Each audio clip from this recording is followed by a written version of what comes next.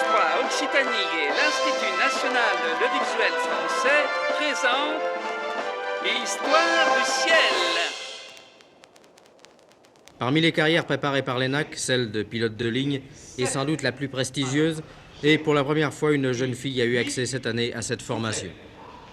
Très tôt, j'ai beaucoup aimé les avions, dès l'âge de 10-12 ans.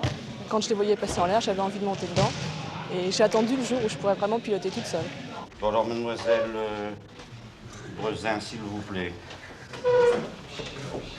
Gorgée. Normalement, si tout se passe bien, dans combien de temps pouvez-vous piloter sur un avion de ligne? Dans 3 ans, on peut rentrer dans une des compagnies de la France. Quel genre d'avion?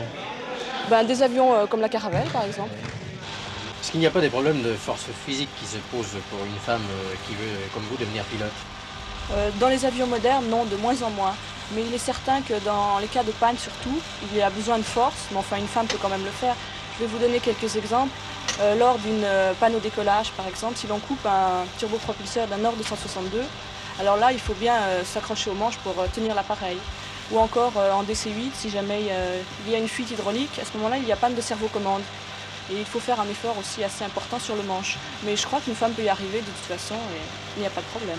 Un jour, Patricia, certainement, vous serez mariée et même mère de famille. Est-ce que vous pensez que vous arriverez à concilier cette responsabilité et le pilotage? Oh, je pense, il n'y a pas de raison. Si jamais je veux y arriver, on doit pouvoir faire les deux.